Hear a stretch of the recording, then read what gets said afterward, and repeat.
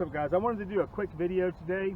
You know, I got a lot of friends and a lot of people ask me, man, how the heck do you throw that bait caster? You know, every time I throw it, I always backlash, and what they end up doing is they just give up on fishing, you know.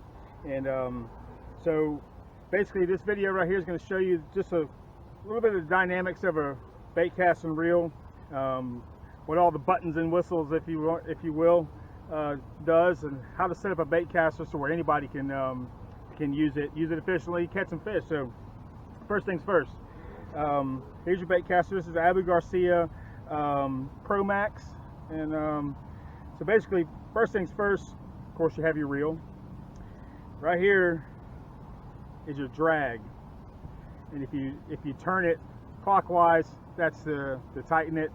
If you turn it counterclockwise towards you, that is to loosen the drag. Then you have your button. Whenever you press your button, what that does is that activates that spool. Some people call it free spool or whatever, but that lets the line come out. When you click the reel back over, it stops. All right, then there's these two other knobs. People have no clue what they are. The knob on your far left, that's your centrifugal brake.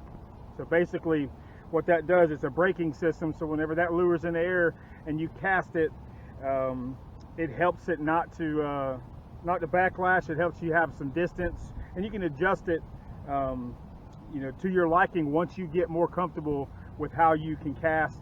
A lot of times too, depending on what you're throwing, you know, are you throwing something heavy, are you throwing something light? So basically what I do when I start out with any bait casting reel, first things first, your centrifugal buttons over here, it has a minimum, see if you can see this, has a minimum and a max. First thing you want to do is you want to turn that thing all the way to the minimum. Then you have this knob right here is your spool tensioner. All right, so what you want to do with your spool tensioner is you want to tighten that thing up clockwise all the way. So now your spool tensioner is all the way tight. Your centrifugal brake is all the way off. Then once you have your lure tied on, right now I just got a jig tied on with a trailer on it. It's about a 1/4 ounce jig. So then what you do is you want to hit your button. Notice nothing's happening, nothing at all. So what you do then is you want to loosen with your thumb off the spool and the button pushed, loosen your spool tensioner. And what you want to look for is with your rod up in the air about 10 o'clock or whatever, maybe 9 o'clock or whatever, your lures are going to be dangling in the air. You loosen that spool tensioner just a little bit, and you keep on doing that slowly till finally that lure is going to start to fall. So what you want to do is loosen it so when that lure falls and hits the ground, it doesn't backlash right here on your spool.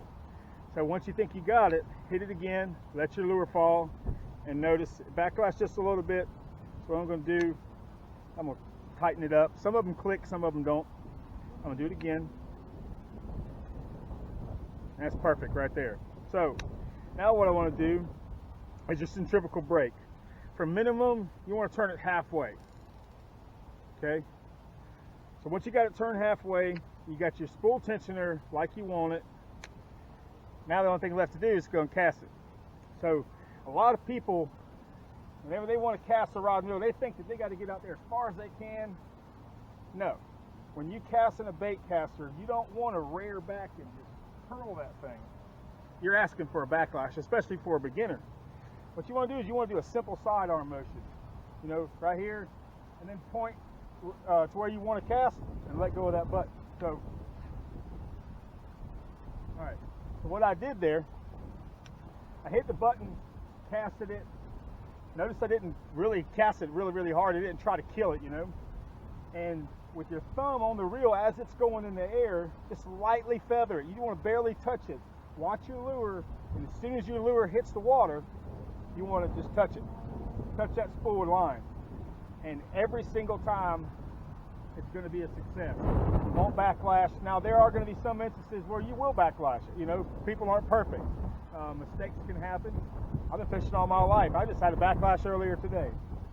So I hope this video can help you guys out, learn how to cast a bait caster, know what all these buttons and knobs and all that stuff is for, and I hope you like my next video. My next video coming up is going to be talking some tackle, man. We're going to talk about the tackle that I use and what I carry for me whenever I beat the banks and I come around to these ponds and I walk these ponds, and what's going to be in my box.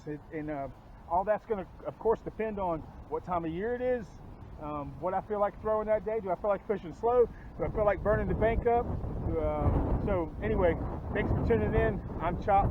You guys rock.